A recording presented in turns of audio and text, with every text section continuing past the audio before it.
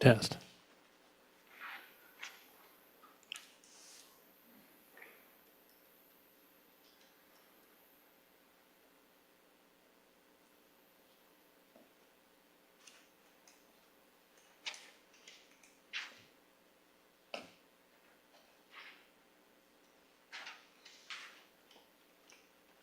All right, it's 6 o'clock. We'll go ahead and open the meeting. Can I have a motion to declare an open meeting? I move we declare an open meeting. Second. Motion by Lisa, second by JW. Bobby, Yes. Lisa, Yes. Hope, Yes. Mary, Yes. Jason, yes.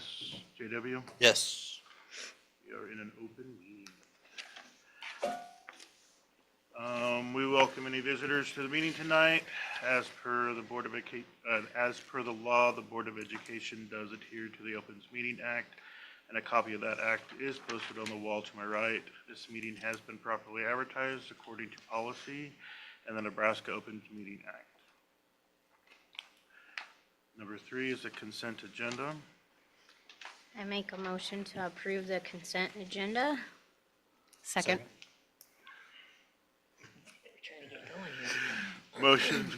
Motion by Hope, second by Mary. Lisa? Yes. Oh, sorry. Do we have any comment? I don't. You don't, Mary? No. Anybody else have any comment? Sorry. Alrighty, Lisa, Yes. Hope, Yes. Mary, Yes. Jason, yes, JW, Yes. and Bobby. Yes. Motion carried 6-0. Public comment. Is there anybody, at this time, we'll open up the floor to public comment. As per board policy, we will allot up to 5 minutes per speaker.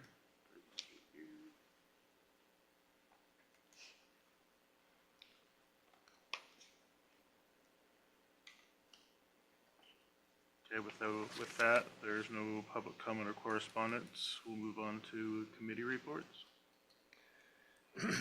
So the only committee that had any activity this last month was Policy Committee, and we'll touch on that when we get to that agenda item, I'm sure. I would anticipate some committees needing to meet in the coming months. Anticipating having some information to the Building and Grounds Committee soon, hopefully. And then some conversation particularly about secondary level English language art curriculum. That conversation actually moved along today as part of our in-service. So at some point, probably coming to you with some thoughts on high-quality instructional material for grades 6 through 9 and 10, and possibly 6, 7, and 8 too. But we haven't had any those meetings yet. So any questions for policy? Otherwise, we can address it when we get there. Comments from the committee?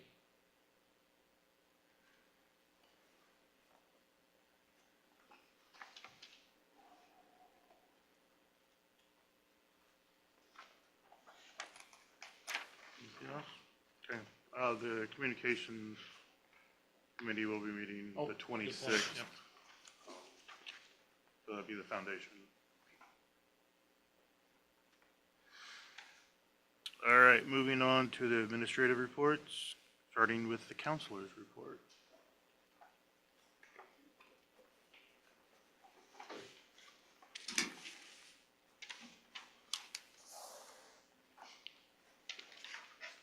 I will start with college visits. We had one to UNO scheduled in January, but with the snow, we had to postpone that one. So then that one is going to be tabled until April. On February 6th, we had one student attend the ESU 4 Teacher Academy. It was a really valuable day for her. She learned a lot about careers within the field of education. She got to visit about 4 or 5 different fields, like school psychologist, counselor, superintendent, principal, nurse, kind of go around and hear what those people do. On the 7th, we made the road trip to Wayne State. We took 7 kids. A lot of them liked the facilities and resources, RHOP, but it was the distance kind of it was far away.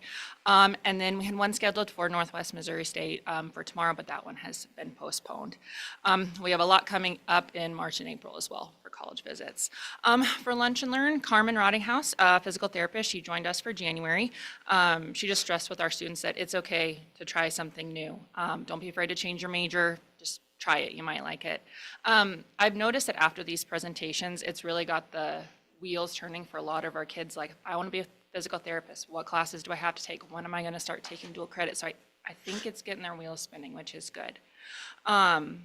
Earlier this year in December, our juniors took the ASVAB, which is the Armed Services Vocational Aptitude Battery Test.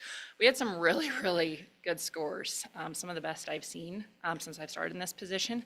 And a representative is going to be here on Wednesday for a test interpretation, so the kids are able to see their scores, strengths, and then it matches them up with potential careers in colleges that will help them achieve their goals. It does have a military focus, but if that's not what the kids want to do, it'll help lead them on other paths. So that interpretation is a really valuable tool.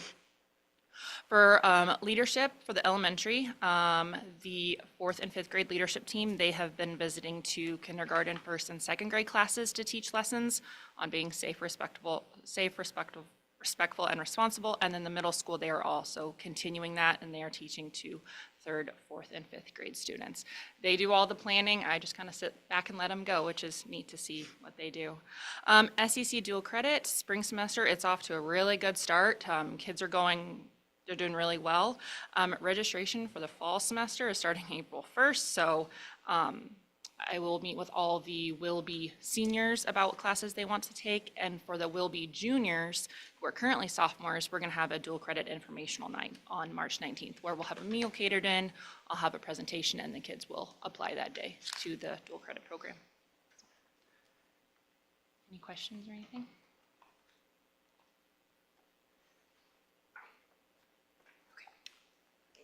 Thank you, Lisa. Principals report.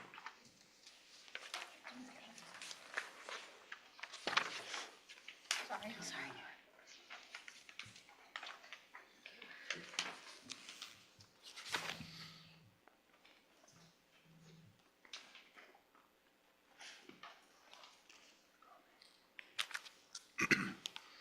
Okay, well, I'll go ahead and get started here.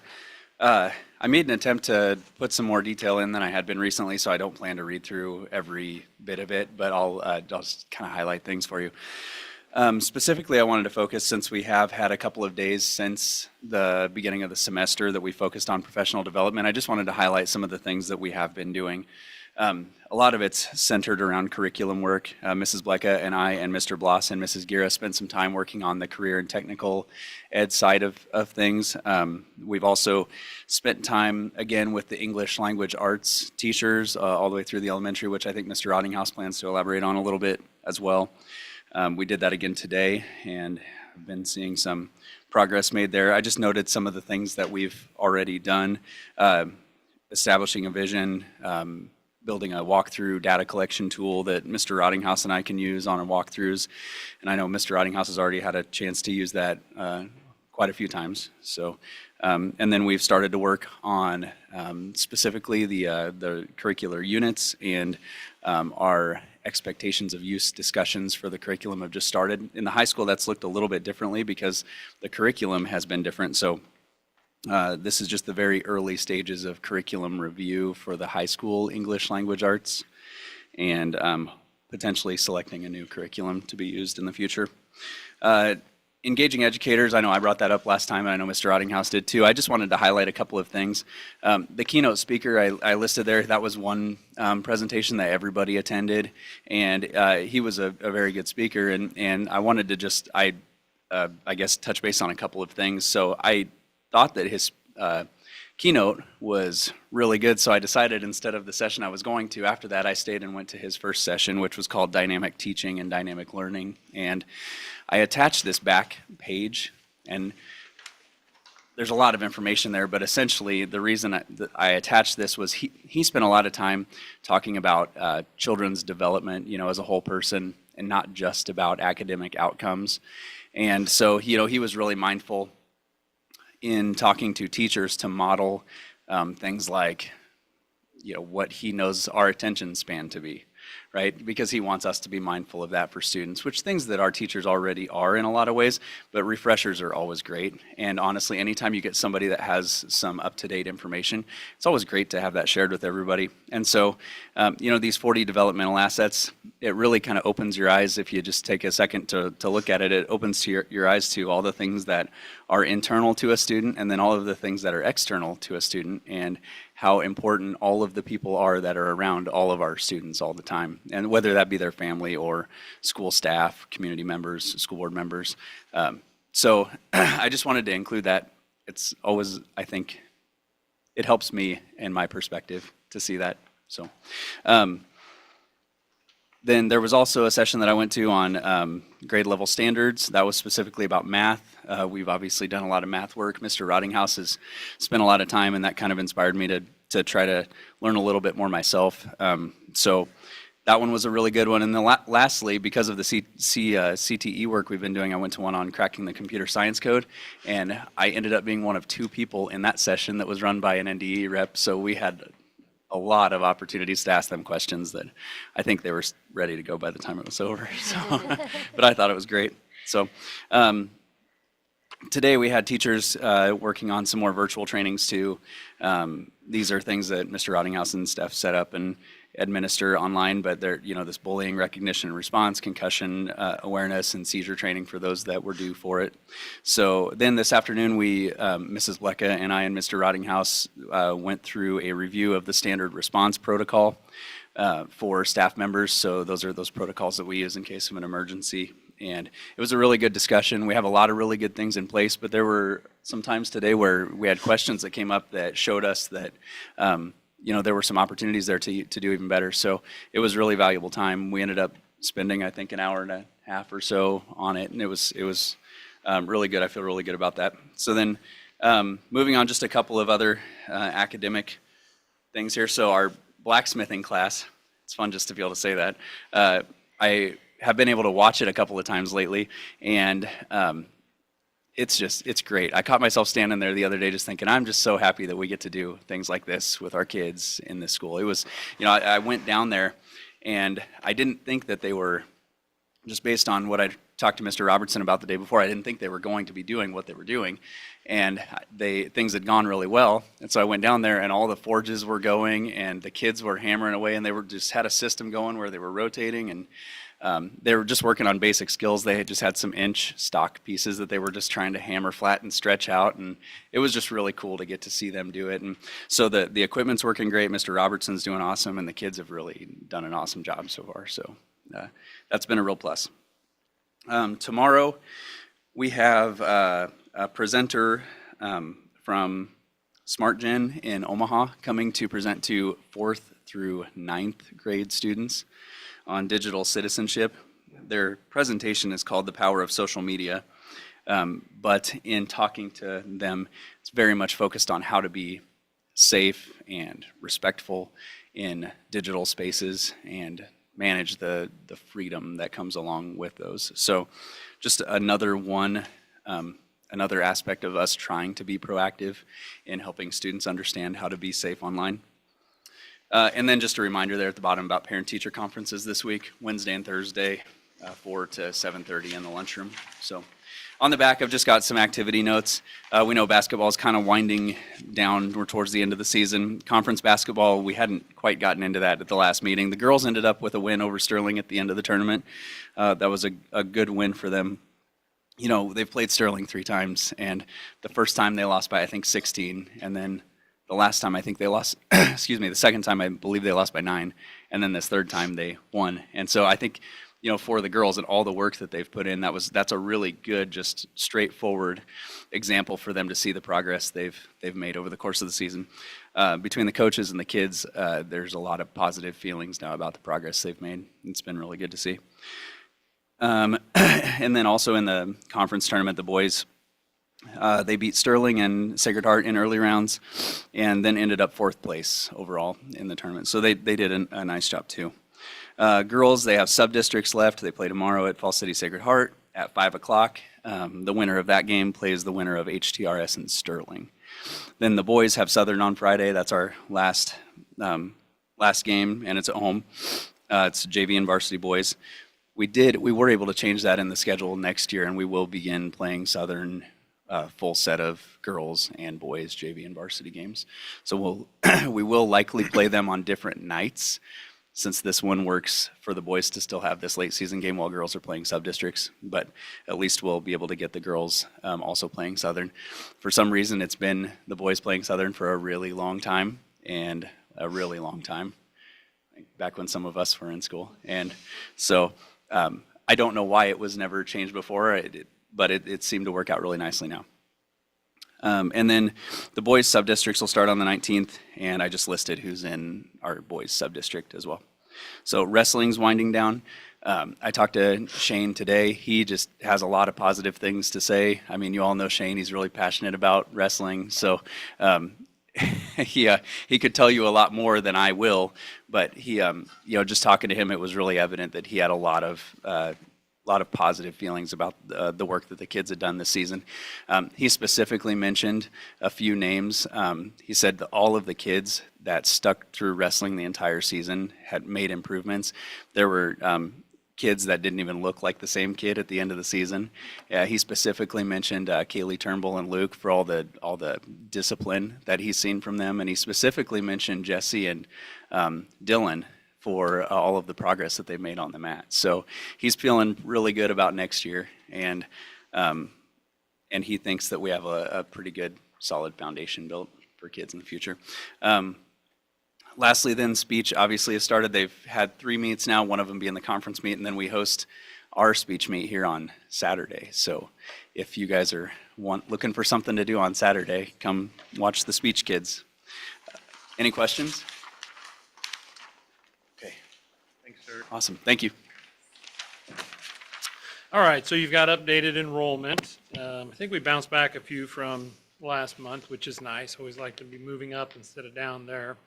Mr. Ness talked about ELA acceleration and engaging educators. I'll probably just talk a little bit more about that, but a couple things. Marcia reminded us out at the board retreat is we always got to make curriculum a centerpiece of our agendas. And so I think it's important to have these conversations because they are important. The things that these teachers are doing, the progress we're making. I would say maybe in a broader sense that I'm sure that with all the snow days we had, and then like a day like the February the 2nd, and then again today, parents are probably starting to get grumbly, and they're saying, why are we missing so much school? I would say if we're going to do this, it's important to me to make sure that this is time well spent. And I would say so far it has been. And that's that. We've done a lot of different things over the years in terms of how we've had our professional development opportunities. When I first started here, we were out at 2 every Friday. I thought that was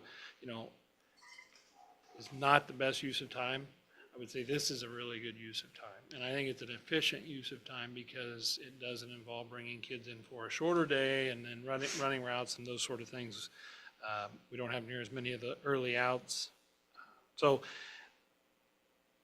what I would say is that, it may have not been as profound. Some of these days we're missing if we didn't have all the snow days to go along with it. But we did have all the snow days, and that's unfortunate. And it looks like we got a little bit of snow in the forecast for later this week, so hopefully that doesn't materialize. But, we'll do what we need to do that's safe. Specifically to ELA acceleration, I would say I put in behind my report, I put in a couple copies of both for ELA and then for math, what we did.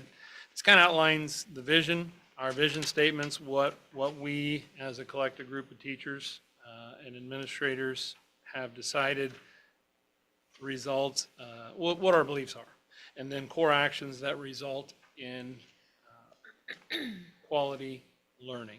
And the one for ELA, we talked through some of these things today, and it's going to change again. But what happens here is these core student teacher actions and these core student actions, they make up the checkbox walkthrough that we do, and we're not using it to specifically evaluate any teacher, but more to provide feedback and then to see if we're making progress.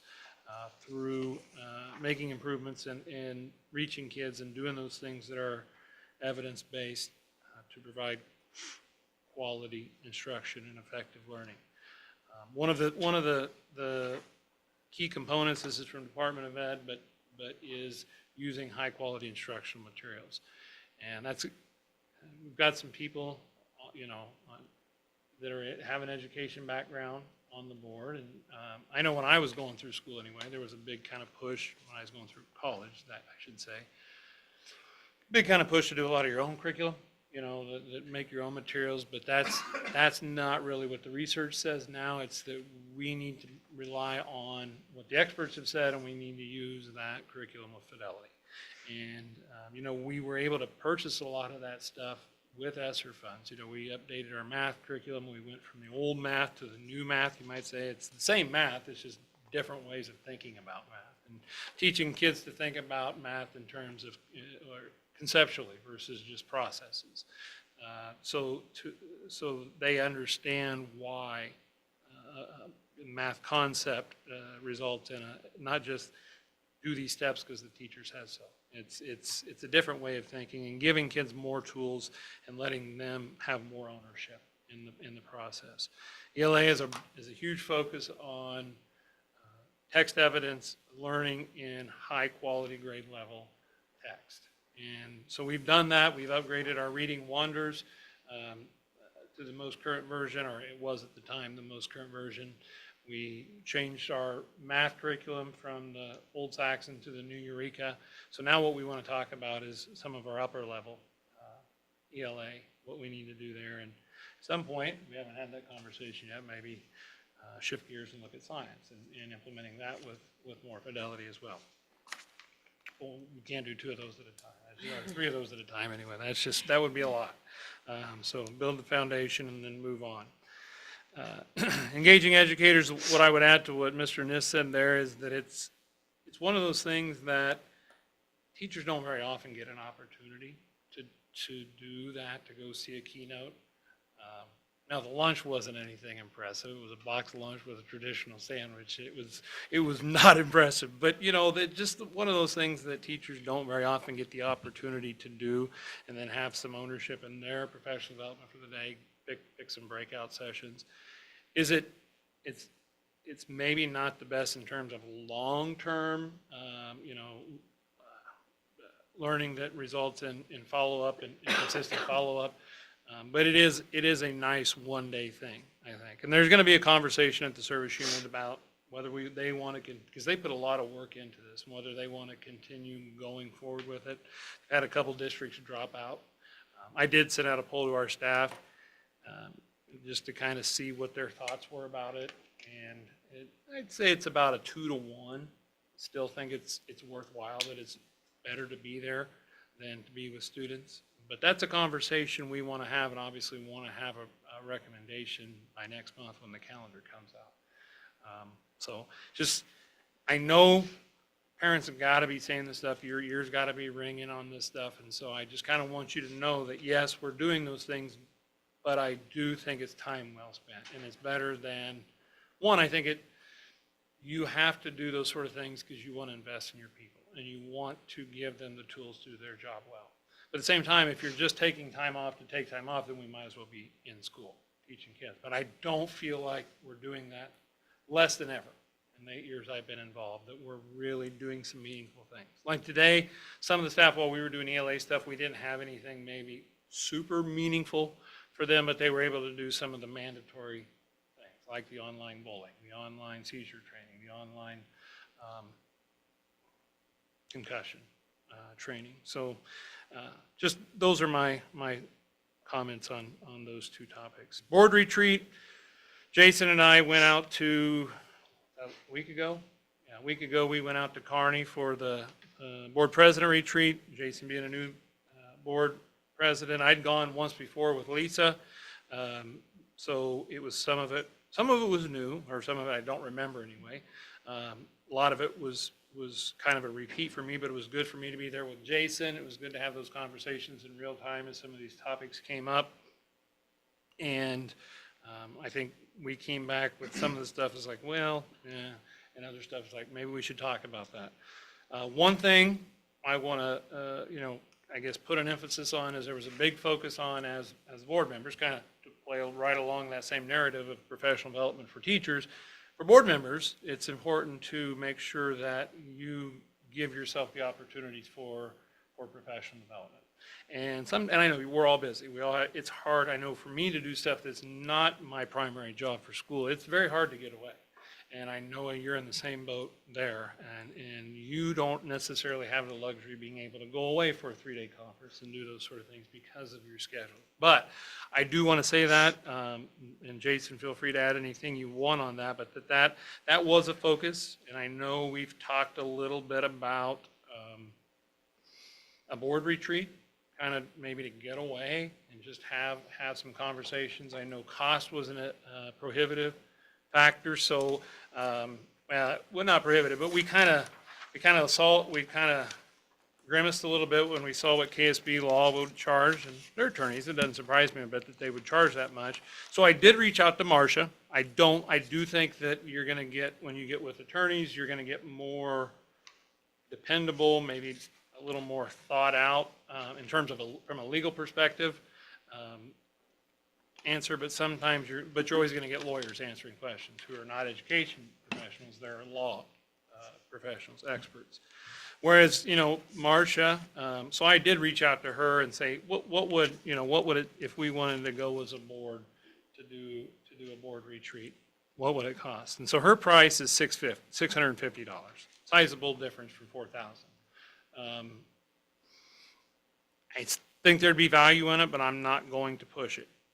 But I thought I'd put it in here and maybe circle back to it and maybe use my board report as a time to have a little bit of a conversation about it. I did find their strategic planning online, so I went ahead and printed that and put it in the packet as well. I just think you as board members would really appreciate the opportunity to go somewhere and ask some of these questions that maybe you don't even know to ask if some of these topics would come up. Jason, do you have any thoughts or follow-up comment on that? No. It would need to be published like it would be a regular meeting.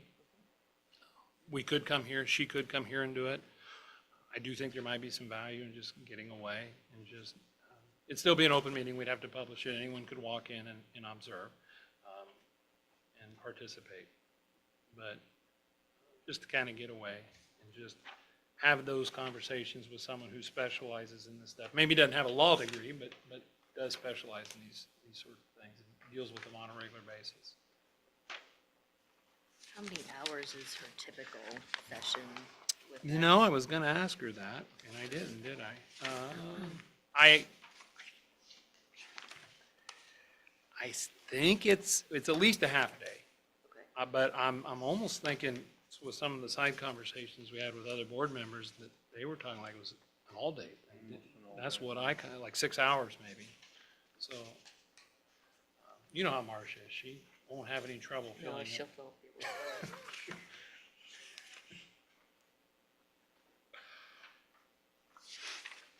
But if you say, Brian, I can't do it, I completely understand. Since it was fresh and we just went to it, I thought I'd circle back to it. I definitely think it is of value. We talked about the expense with the other group because, we're kind of, Mary's moving off the board but that seems like a reasonable amount to me.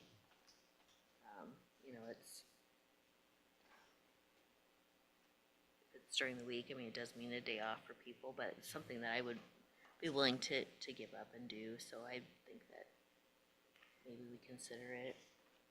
And I don't know if it'd be appropriate or not, but I think the teachers that are on the school improvement, I think they should be part of the conversation so that we're all on the same page. If that's what we're doing, is looking at what are the goals for our school? What is our vision? They've already had those conversations with the staff, and they could represent that so that we're all communicating the same thing. Well, the strategic planning is a different conversation. Some of that stuff could come up, but this is more of just boardsmanship. This would be just what are the rules of it's the 3-ring binder that we got, only probably a more condensed version. So it's more of Open Meetings Act, that sort of thing. The strategic plan would be is a different conversation. And I think that's where we need to go. I mean. I agree. Maybe, we still need the proper board stuff that, That's my next one. oh, go ahead. That's my next one. But I guess, would you like me to do like a survey with everyone? Because that's not an open meetings violation if our only conversation is trying to find a common day. But if you tell me, no, you're not interested, then I won't push it anymore. Maybe circle back to it a year from now. Would it be a retreat versus like a day for strategic planning or? Strategic planning is different. I'll talk about that next. Okay, I was We gonna don't have say, to if pick either we one. don't have to No, pick no. either or, okay. I think it would be beneficial, just, For When- best practices for. And for some of you that are, it'd be a lot, very similar, you saw Marcia talk, it'd be very similar to what you saw in your new board member training. which was very beneficial and. But it'd be an opportunity, because it's a public meeting, to have those conversations together. And just, it's very, generally at a retreat, you don't have any action item. Your only action is to open the meeting and close the meeting. And the rest is just conversation.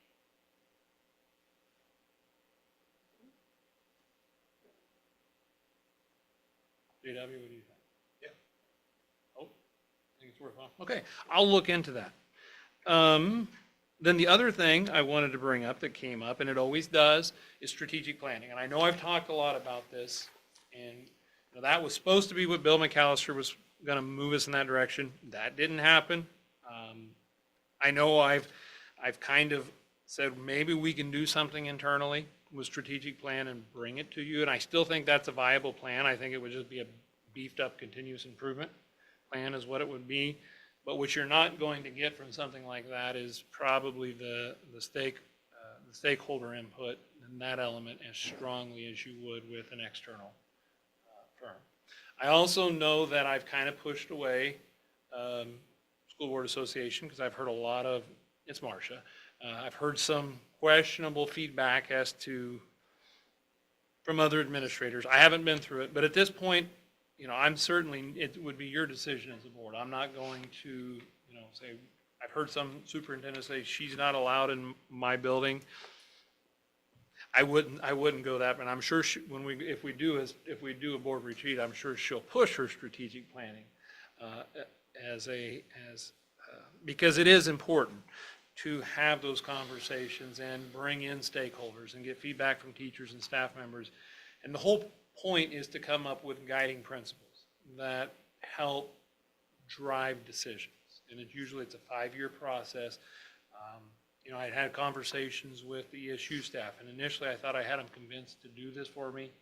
And then they backpedaled. It's like, well, we really don't do this for districts because it's now there's a lot of work outside of school hours. It's evening work, bringing in community members, those sort of things.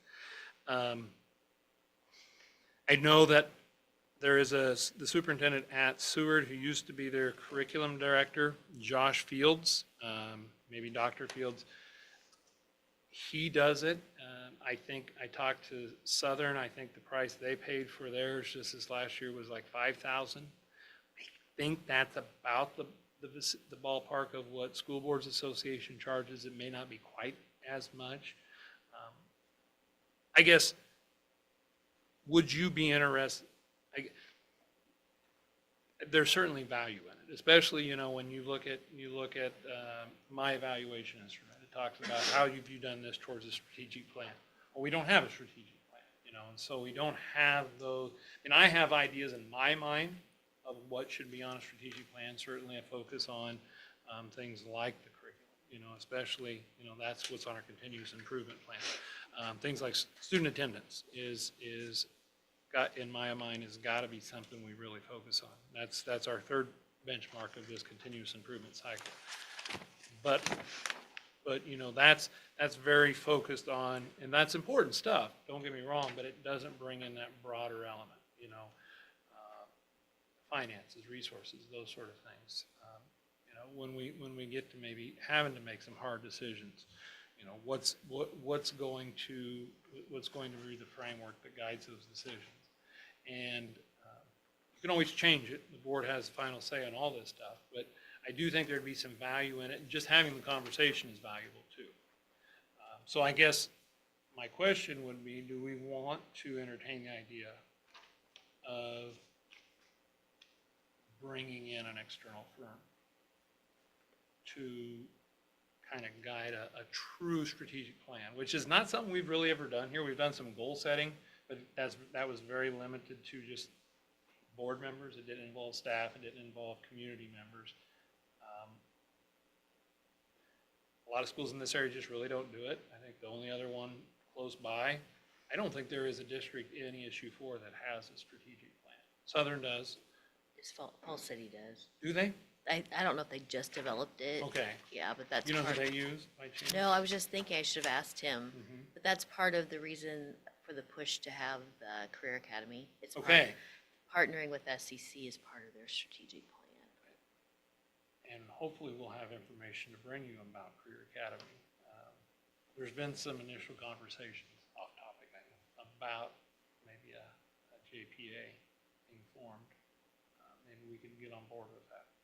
Don't know enough about that yet to Yeah, give it's you all any up in the information. air. But those conversations have started. How could we Sure. piggyback what they're doing already? But how would that fit into our strategic plan? As one of our tenets of our strategic plan is providing learning opportunities for kids that,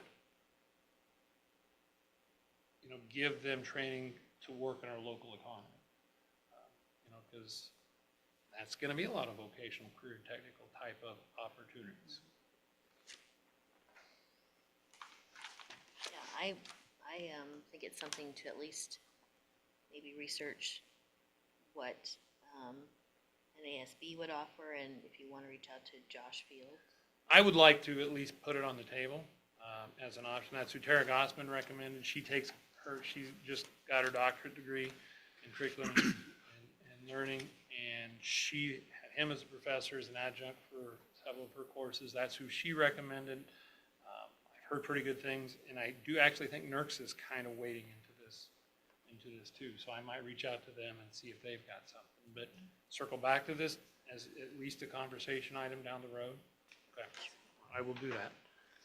Even if we broke it into, I think, smaller chunks too, like if we spent some time working with the teachers on curriculum, and not just curriculum, but what is that bigger goal of what we want our kids versus trying to do curriculum and finances and everything all in the same thing. That's a little, that we could focus on.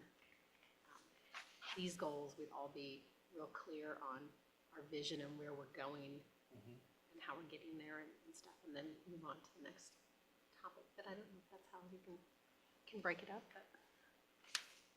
Well, I think the flow chart that NASB has is, well, I'll just be blunt on it. So I've had more than one superintendent say she uses the same document. It's an 80-page to-do list. It's maybe not 80, but it's very, you know how Marcia is. She's very wordy, worse than me. And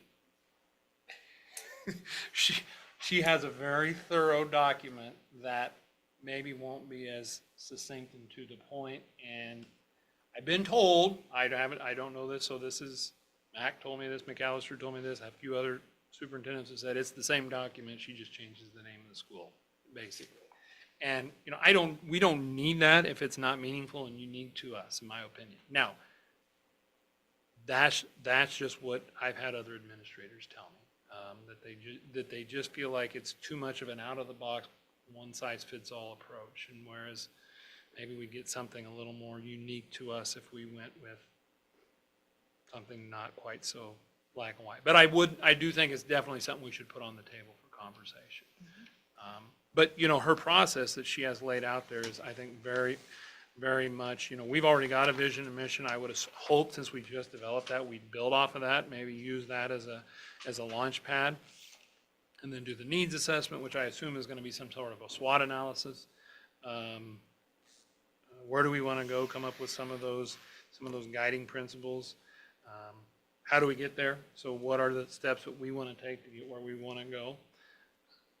And how do we know when we've arrived? So what data is going to drive our decisions?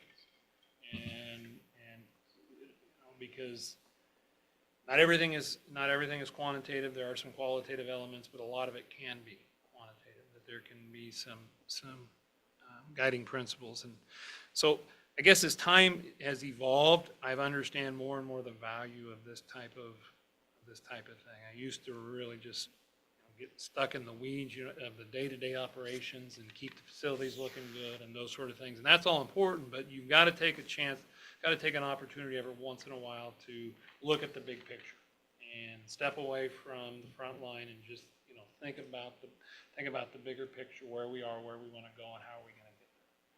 And you know, sometimes you need an external perspective to really get there. And I think we could come up with something internally, but it would probably be just very much a reflection of our continuous improvement plan. Whereas, and hopefully that would mirror a bigger product,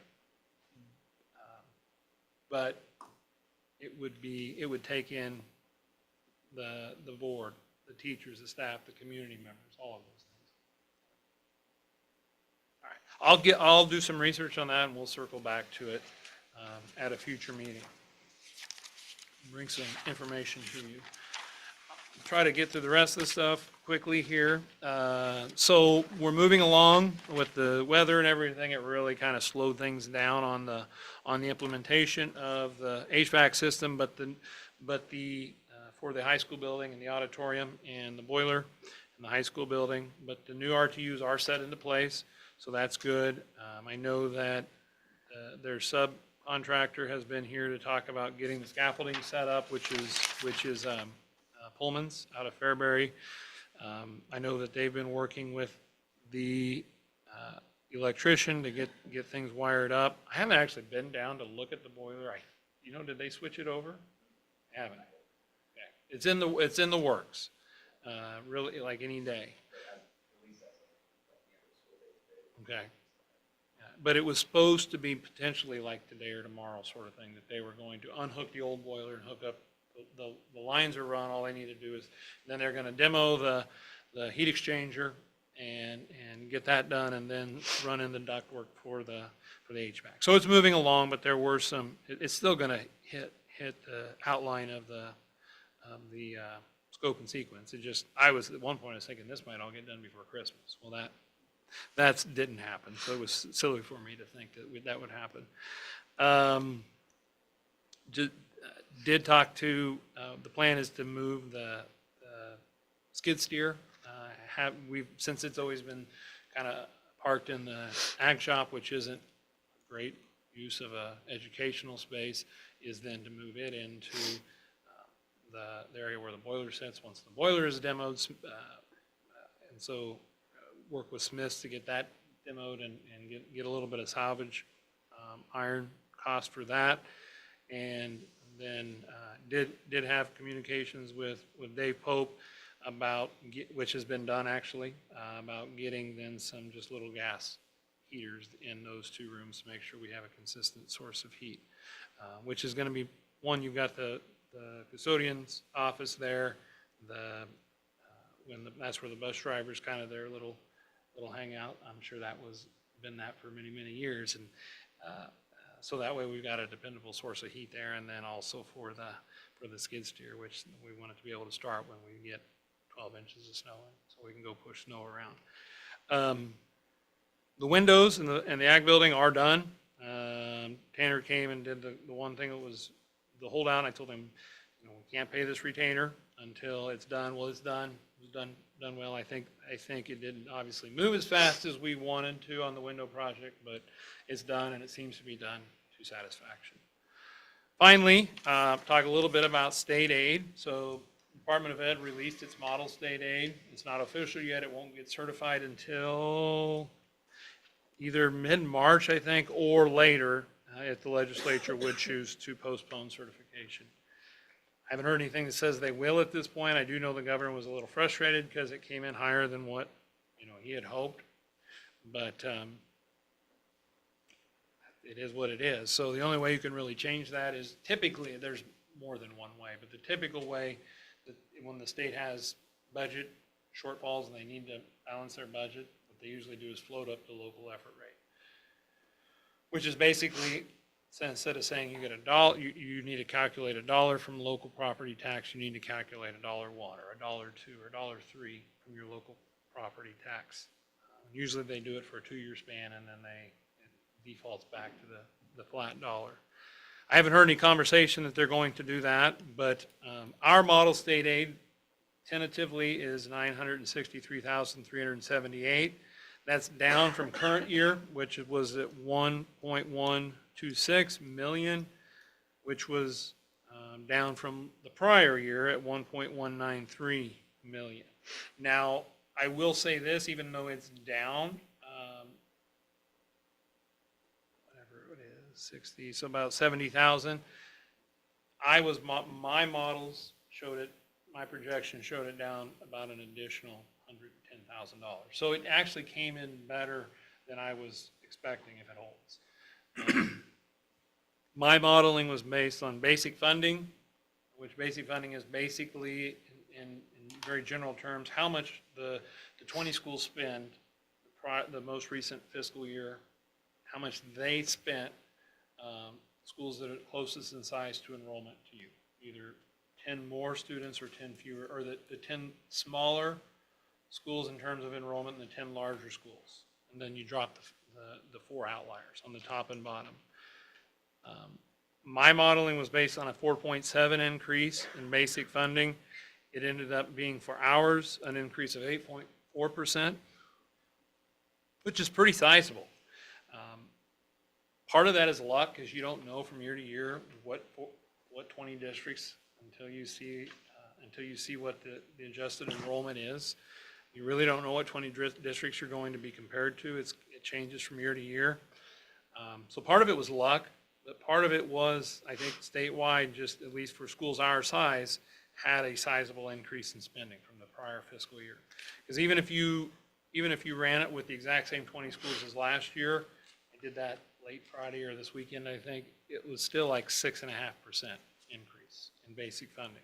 So there was, like-sized schools did spend more. I think our adjusted general fund operating expenditure went up by 3.5%, so we were below the average for schools our size. But that's good for us because it will help increase state aid from what I thought it was going to be. At this point, I don't know what that's going to do. It's too early for me to speculate with any kind of certainty what that'll do for levy next year. But I would say this, you've heard me talk about the postcard bill, the pink postcard bill. You probably got one this year for Southeast, and I'm hoping that we can hold out longer than the county, that they've got to go through it before us. But in all likelihood, if we stay under the 2.5% increase, we'll cut into our surplus a little bit. But I think that's doable for at least a year at this point. And if we do that, if we stay under the 2% plus real internal growth for your district, it would probably keep our levy very comparable to what it is now. Of course, valuation has a big factors into that heavily too, but assuming there's not a lot of change in valuation one way or the other, and not a lot of real growth internally, it's with the increase of the 2.5, or I say 2.5, that's what it was this last year, the 2% plus real growth for is going to probably be offset by the fact that we shouldn't have to levy into the QCPUF fund anymore after this year. So if we, at some point, I think it's unavoidable that we'll have to do the pink card bill, the pink postcard bill. I've heard that it's not a pleasant process for districts because nobody understands. Most people come to complain about valuations, and we have nothing to do with valuations. That's the county assessor. But you've got to sit through these meetings and basically get yelled at for things you're not even doing. We're just following the rules. And I think the senator who is behind this, or senators who are behind this, knew that, but they were hoping that it would give, I don't know, but what I hear is people that do get angry about this, they come to these meetings and they complain about a lot of things the school has no control over. Like, why did my valuation go up by 20% this last year? I don't know. That's not us, that's the assessor. That's a different meeting, but they didn't send you a pink postcard for that meeting. But that's a different. So at some point, that's inevitable, in my opinion. If we can hold out another year, I think that'd be great. So, but I want to stop short of making any kind of a firm speculation on what state aid's going to do. Sorry for the long report, but I do think there was a lot of important stuff on there that was good to talk about. All righty, thank you, Brian. Moving on to policy, consider accepting the policy committee's recommendations for the policy review and updates as presented. For review only, 3053 non-discrimination, 3057 Title IX policy. For review and revision, 4002 drug-free workplace, 4004 employment of relatives, 4005 communication between board and district employees, 4006 insurance, and number 3 for adoption, 3056 guest speakers.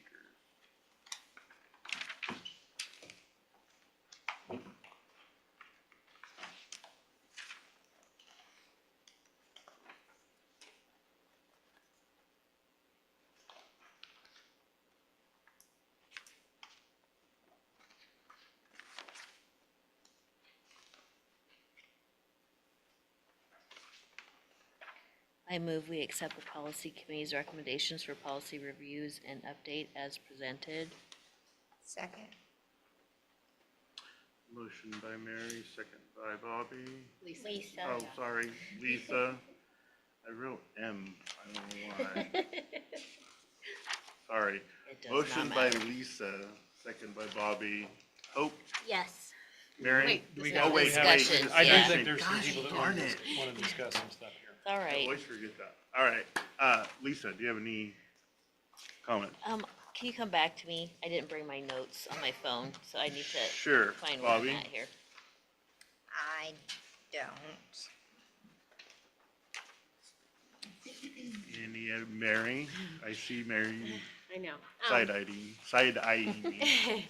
I do have, so tell me, guest speakers, what constitutes a guest speaker? Good Is question. that I hadn't even just- thought about these Is things. that just anybody that comes into the classroom, or what is the criteria? Well, I would look through the policy too. There really isn't a definition. And just to kind of give you, so as we go through these, when we get to that point, if there's a sample policy that looks like it, you know, it's something that the committee should, I just kind of throw it out. And that's what happened here. Like, is this something we want to have? So the idea seemed to be that, I think the idea is that just if there's a controversial, some people are gonna come in and talk about controversial things, we wanna make sure we've got a process in place and something that's been reviewed by the board.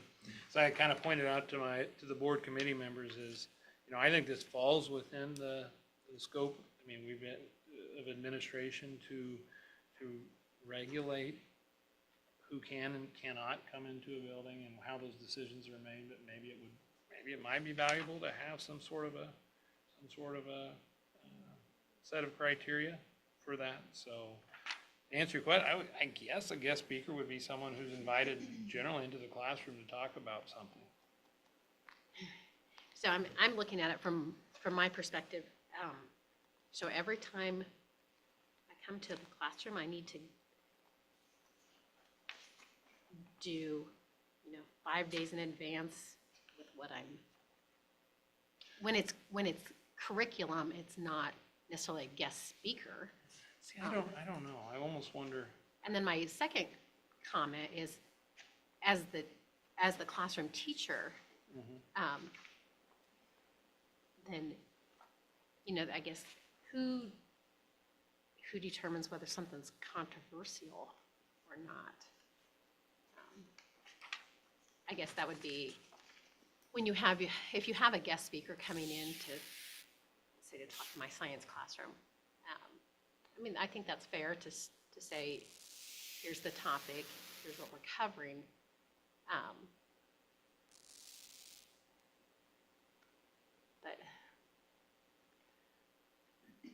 if I'm the expert in science or whatever,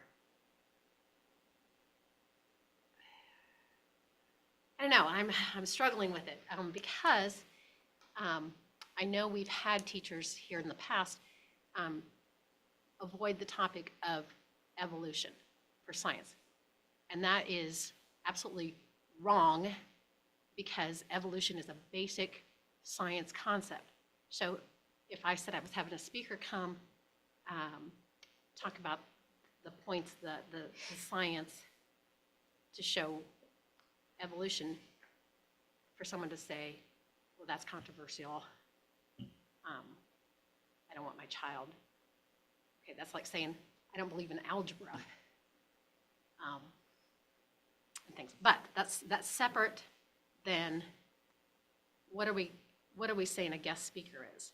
I mean, I come to school every week, so do I need to, is there a blanket policy that I don't consider myself, when I come to school, I'm not a guest speaker, I'm doing programming, we're doing curriculum. I don't But I'm have- still invited into the school and into the classroom. So where did you guys see? Sorry. I honestly didn't even think of I it. didn't think, I was thinking more of presentations, assemblies. More, People outside that don't come on a regular yeah, I basis. think, I just put the policy to them and said, well, this policy's I up in the mean, series, I is get, something we want to where I you're- actually see why we would need it for some, I would, for me political personally, things. I wouldn't consider you a guest speaker. I kind of wouldn't either, but then when you, it's really not defined in this sample policy of what a guest speaker is. Because I might, the same thing with, when I come in and talk bees with the kindergartners and the second graders, and then in the spring with the first graders. I mean, That Well, I would say that this. I would consider a guest speaker, because it's just. I would say this isn't, once I mean, in there's a- enough, Once or twice within a school year. I don't know, I almost feel like this needs to be pulled off, and we need to circle back to it and give it a little more thought. or at least define a guest speaker. It's not like we had anything we were trying to do here, other than find out whether this policy that was up in the series was something we wanted to look at. So obviously, we haven't given it good enough thought. I did not look at it until last night, so I asked if we could look at it a little bit closer. So, do I need to amend a motion? That one is the one that is for adoption.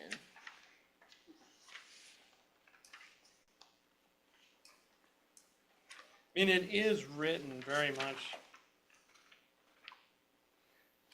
you can kind of almost sense it's written toward a school a little bigger than us, because it has a lot of steps and processes in it that maybe are not.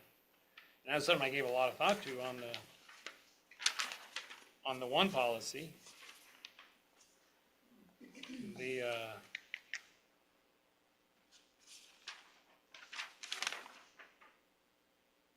employment of relatives policy, that was kind of the same way. It's like, this isn't, was a policy we already had on file. It's like, the way this is worded, I just don't know that this is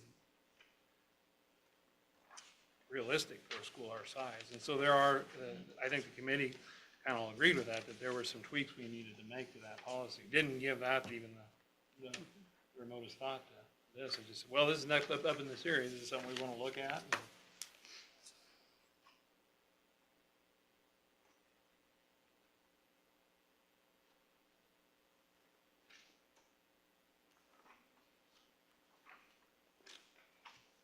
Personally, I would like to take more time and look at it. I do think that it's something that you need to address and look at, but maybe something that's more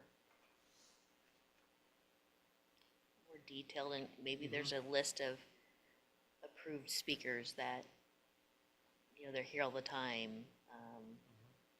But is this gonna hinder teachers from having somebody, or somebody agreeing to come. I mean, when I go to present somewhere, I usually just email my PowerPoint to the counselor or whoever, and I think that's appropriate to do, but that might be like the night before.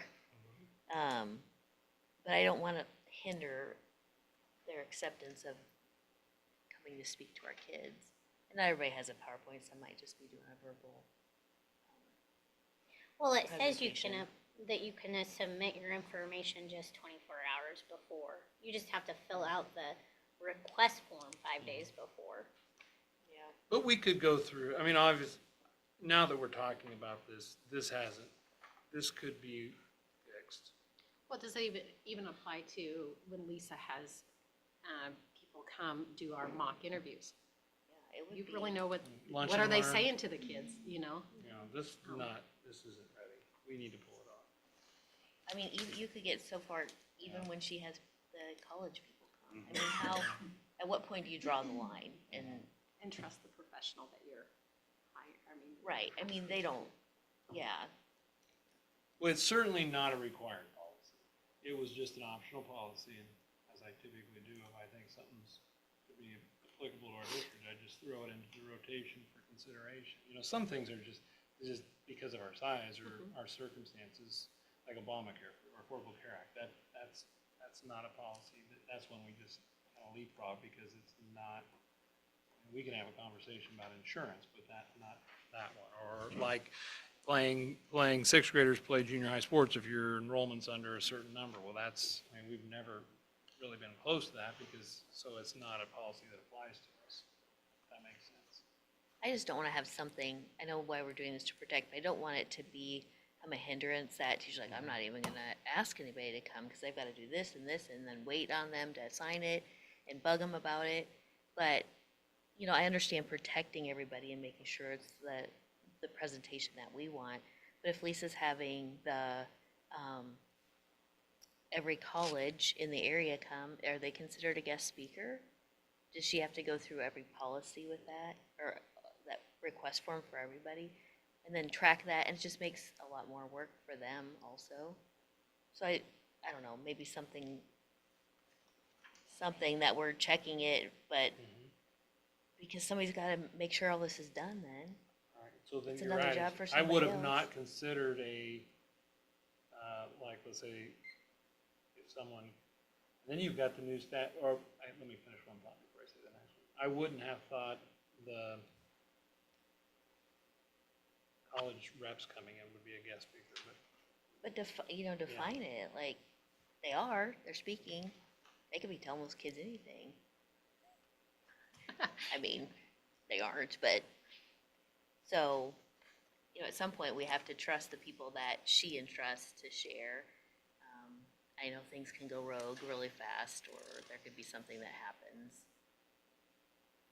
But, just a thought.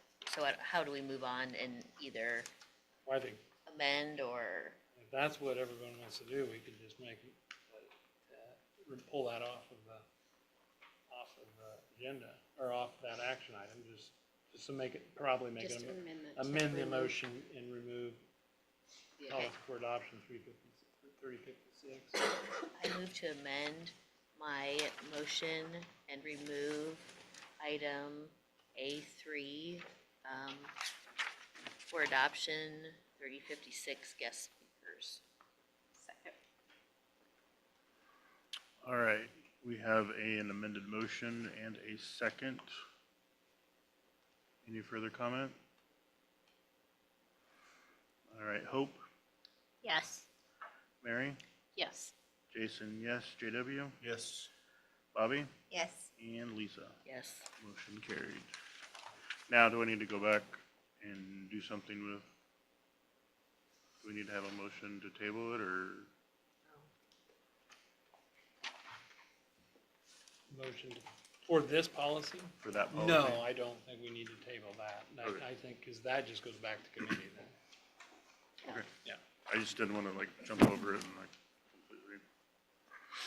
All right, On to new business, consider renewing the Board of Education's membership in the Nebraska Association of School Boards for the 2024-2025 school year for $3,807 as presented.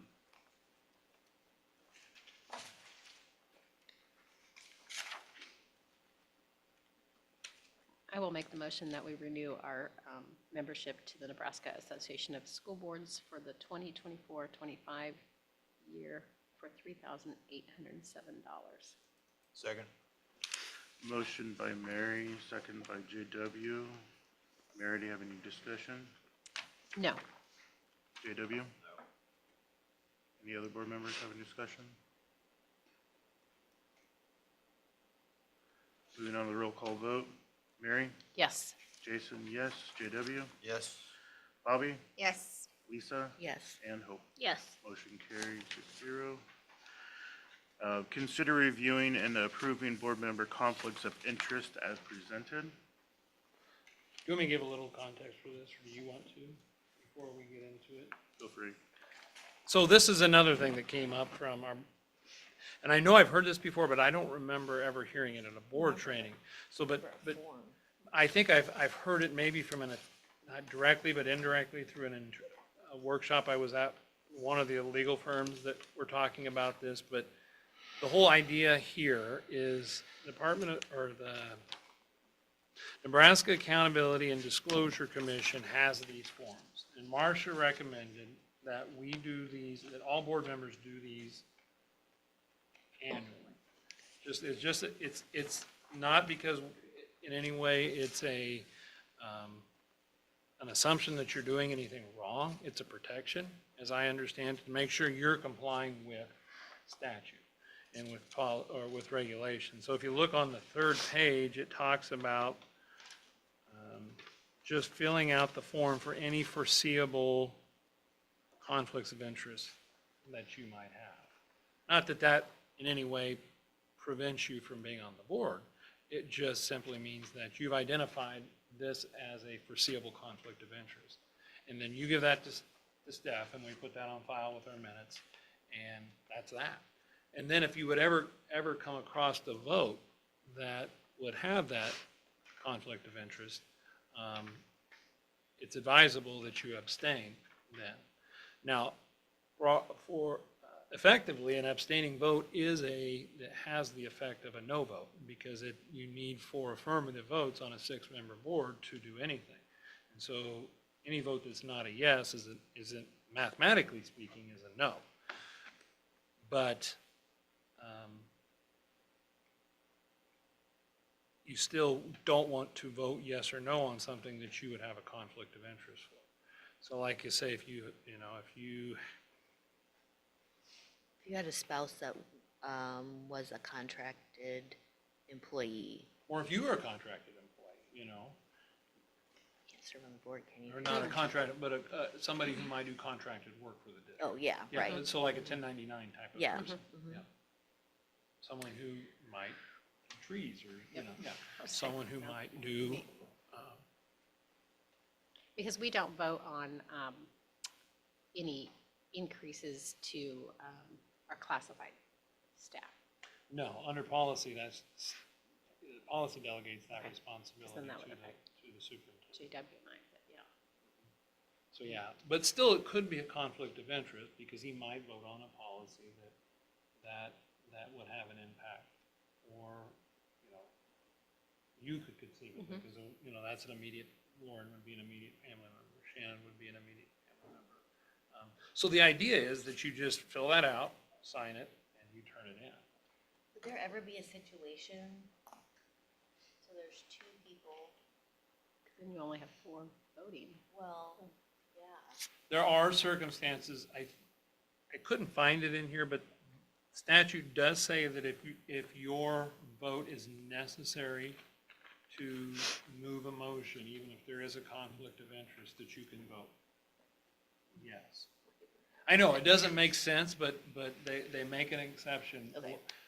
But, so like, for example, if you had something on claims, it was a contracted service on claims, rather than voting abstain on the consent agenda, we could either just pull that one item off the consent agenda, and if it was a recurring expense, we could just have that off the consent agenda. No, that way you could vote yes or no on every other thing that was on the consent agenda.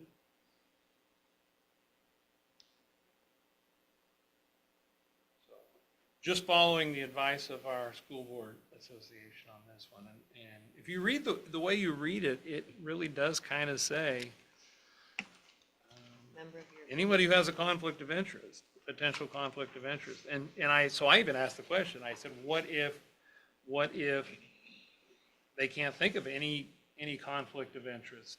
And she said, I'd still have them fill it out, that way Yeah. you can document that you've given it a good thought. Is this the form you want? That's the form, that's the, Okay. so.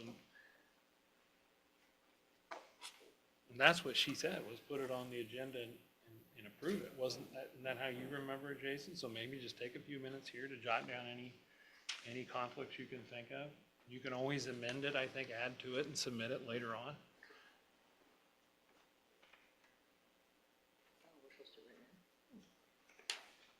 That's how she suggested doing it. Do we want to put this on for a certain time each year? Well, then the thought was either hit this meeting every year or do it in the January meeting every year. That would have been pretty hard to explain in advance. It was almost something we just had to talk about before we did it.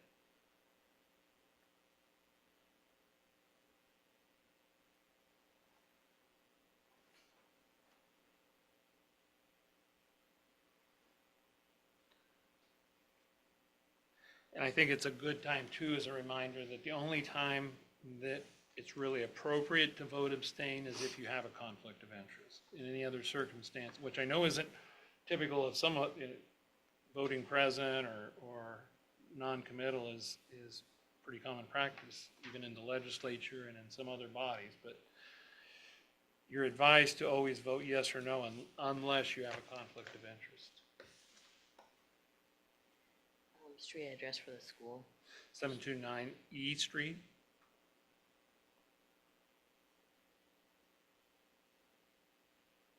Is it E Street? E, just the letter E, yeah.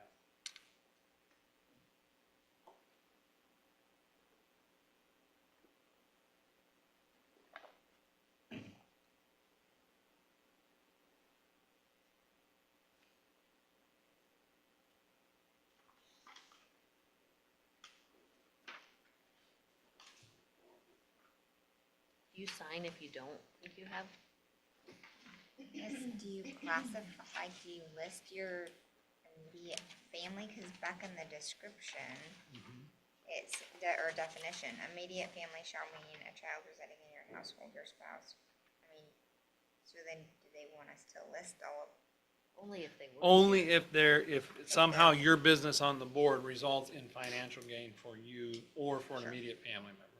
So just that financial gain? Right, so like if you have a daughter who's a para, you might list them as, I mean, they're whopping para pay that they give, so much financial gain there. What's the school's phone number? 2988. Thank you. So we just fill out the front, and if we don't have anything on the back, do we still sign the back? That's what I asked that question. What if they don't have a conflict? Well, She yeah. said that way it helps document that you've given it proper thought. Are we putting today's date for this and just renewing? I know, this is kind of messy. I didn't like it, Date action is to be taken. but This is if necessary. Oh, okay, never mind, yeah. Right? okay, Yeah, let's go. Stuff's discussed. they don't go.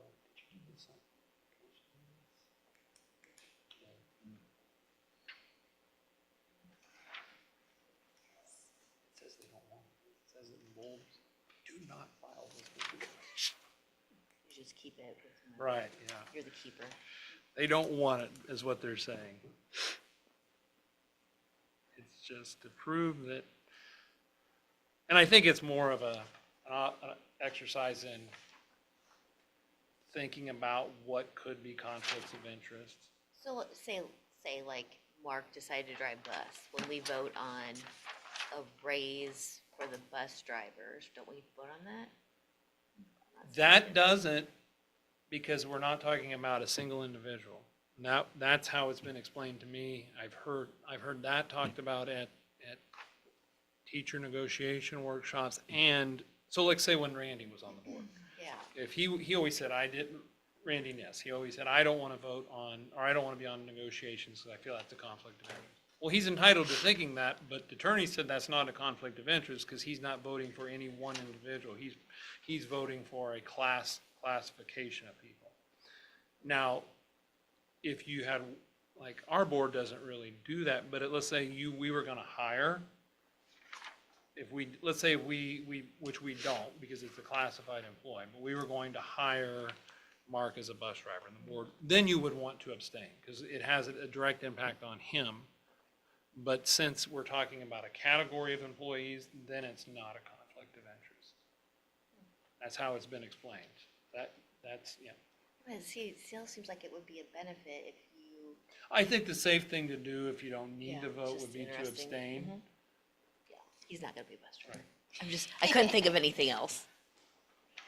Or if you had a child that was you were gonna hire as a Work, teacher. yeah, you know, exactly. Then you'd probably want to abstain on that Right, one Okay. thing. like if you were voting on a contract or something. Right, but Yeah. then when you renew the negotiated agreement, then it wouldn't be a conflict because it's a broader category of people.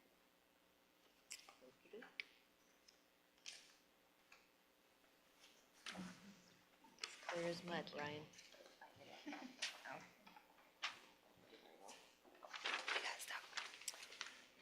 So then we don't consider reviewing and approving, so we just approve all of those? That's how it was explained. That way there's a record of it in the minutes that we gave That's it, awesome. discussed it. I know, it sounded messy to me, but Very. So do we have a motion though? We don't have a motion yet. I move we consider reviewing and approving board member conflicts of interest as presented. Second. Motion by Lisa, second by Mary. Any further discussion? Do we review them? I think we just did, unless you really want to go through and It's JW and I. We have conflicts. We didn't know that. I think what we just did was the review, talking perfect. about it. I mean, I think I've talked the issue to death, so. Okay, good. Well, it's something. All right, roll call vote. Jason, yes. JW? Yes. Bobby? Yes, Lisa? Yes. Hope? Yes. Mary? Yes. Motion carried. Consider accepting the resignation from Pamela Mitchell as teacher at the end of the 2023-2024 school year. I move we consider accepting the resignation of Pamela Mitchell with regrets as a teacher at the end of the 2023-24 school year. I'll Second. second it. Motion by Lisa, second by Hope. Do we have discussion over this? Sadness. Sadness. Sadness? All right, roll call vote. JW? Yes. Bobby? yes, Lisa? Yes. Hope? Yes. Mary? Yes. Jason? Yes. Motion carries 6-0. Consider approving a full-time teacher contract for Miss Nicole Hoffman beginning in school year 2024-2025. I move we consider approving a full-time teacher contract for Mrs. Nicole Hoffman beginning school year 2024-2025. Second. Motion by Lisa, second by JW. Discussion? I have a question. Are we specifically putting her in a spot now, or are we typically you don't Or want. can we discuss that? Sure, we can discuss it. now? I can explain to you what I'm thinking on this. So I'm assuming she accepted. she did, and I've got signed contracts. So knowing that we needed a kindergarten teacher, I think she, and that's how it was advertised and that's what she interviewed for. But we also discussed with her, you know, what ifs types of situations, because you want to kind of give yourself the flexibility to make sure that we are, typically we don't want to move people if they're not open to the idea. I mean, we've not ever really done that since I've been here. You know, you hear about those sort of things, but typically if you want to move internally, you want it to be successful, so you want the staff member to have buy-in. You know, when Ms. E moved from 4th grade to middle school, that was something we went to her and said, is this something you'd be interested in? Let me think about it. She said, yeah, I'd be interested in that. So that's what we did, because we thought it'd be easier to hire a 4th grade teacher than it would be a middle school for that position. So that came up, that conversation came up when we did this, knowing that it could potentially happen this year, it could happen down the road, and she's open to that, but right now she is committed to, you know, moving back here and being a kindergarten teacher. And if we need to change that down the road, it might be contingent on what we can get applications for. Would be the best way of saying it, and who's the best fit in the various places. Typically, it's not advisable to put the position in the contract more than just teacher, and to tie your hands with a negotiated agreement, if it's avoidable, to say that, you know,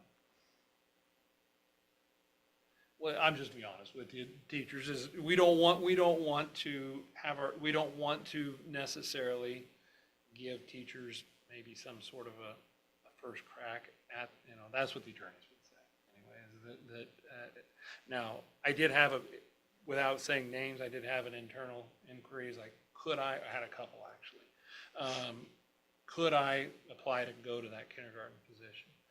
And yeah, you can. And ultimately they didn't. Either one of them did. We had one of them was a very, very good, productive conversation about the pros and cons of both. The other was more of, is it something you need us to do so we can get someone hired? And I was like, I'm not gonna ask you to do it if it's not what you wanna do. And they came back and said, no, I wanna see our man. I said, that's what we're gonna do then. And so, yeah, so that's, when I put that in my notes, that's where I was getting at, is that, you know, I just wanted to throw that out there, knowing that we're hiring her with the understanding she'll be a kindergarten teacher. She's been teaching 5th grade at Sandy Creek, and because of the way they do special ed, since she's dual endorsed as special education and elementary, she, I think, handles her own caseload. We really never got into that part of it in the interview. But of course, she was a Bleca. Is that relation? Okay. And it's Nick Bleca's sister. And I think, you know, great references on her, really solid interview. I think she'll be great with our kids. I think she'll do a great job for us. And they're remodeling, I'm not exactly sure, but it's over just right in your neck of the woods. Remodeling and moving their family back here. So we're gonna gain 5 kids out of this too, which is great. So that's those opportunities for those strong families don't come along every day. And not that that's, you know, we're gonna hire the best teacher, but I will say we probably aren't getting a coach because we've got a mom of 5, you know, full-time teaching job is probably the most we're gonna get, but, you know, that's okay. We wanna hire a teacher first. Did that answer your question? It did. I have another one. Okay. If she were to go to special education in like middle school, would she have to be endorsed for secondary education as well? Or would that 5th grade cover her for the? That's a great question, because we haven't talked about this in a while. And so it's important that we do have this conversation. So Rule 10, which governs the the general accreditation of schools and the operation of schools, allows for someone who is elementary endorsed to also teach middle school with the, you can teach a self-contained classroom up to grade 8 usually with an elementary endorsement, but you can also teach secondary, junior high courses, 7th and 8th grade courses, with the proper amount of professional development, which we fulfill that anyway with our professional development plans. And that's not considered a violation of Rule 10. It's, so you, at the secondary level, you have to be 80% endorsed in subject matter, in your subject area. So 80% of your courses, not teachers, but 80% of your separate courses that you offer for grades 9, 12 have to be taught by someone endorsed in that subject area. So their course code has, in the course catalog, has to line up with their certificate. And that runs through PowerSchool and it uploads to NSSRS Advisor, and then they kick out a formula for us. For middle school, it's 90%. So for us, middle school, I know we call 6th grade middle school, but when our building codes are set up, it's grade 7, 8. They have to be 90% endorsed. But there, it's percentage of the teacher, it's different. Rule 10 is worded kind of wonky on that. And then the elementary, it's actually 95%. So we have to be 95% of total time that kids are taught have to be taught by someone in their content area. So having an elementary teacher teach social studies, science, which she actually is science endorsed too in the middle school level. But, so keep that in mind down the road as well. But, so Mrs. Jansen, for example, she had taught English before and at the middle school level and had been in elementary self-contained. She is not actually endorsed in English, but had a lot of great experience in it. And that's how we're using her. And that doesn't count against our 80%. She counts as a fully qualified person on our Rule 10 accreditation report that we do. So to answer your question, her elementary endorsement covers her to grade 8. Likewise, you can have someone who's 7-12 endorsed teach 6th grade in their subject matter as well, which we do that with business. Anything else? No. We have in the past, but the social studies is met. So yes, we would be okay either way, but we still prefer to have someone who is in a Rule 10, doesn't count against our 85 and our 80% and 90% thresholds. Will we continue to have the job listing for the kindergarten class? Or I are we gonna probably take it out? will deactivate it right now. I definitely won't go in and re-update it. I really thought I did have one other application, but and I kind of thought maybe we'd have some others that might have interest in it. Didn't get applications. So when you get someone in quality, you want to jump on them as soon as you can. Those are all great questions, because we haven't talked about Rule 10 stuff and middle school stuff since either one of you have been on the board. Sure, and maybe not even. Have we talked about that? Little bit. A little bit, okay. Yeah. All right, any further discussion? All right, roll call vote. Bobby? Yes. Lisa? Yes. Hope? Yes. Mary? Yes. Jason, yes. JW? Yes. Motion carried. On to number 9. I move we adjourn. Second. Motion by Lisa, second by Mary. Roll call vote. Lisa? Yes. Hope? Yes. Mary? Yes. Jason, yes. JW? Yes. And Bobby? Yes. We are adjourned.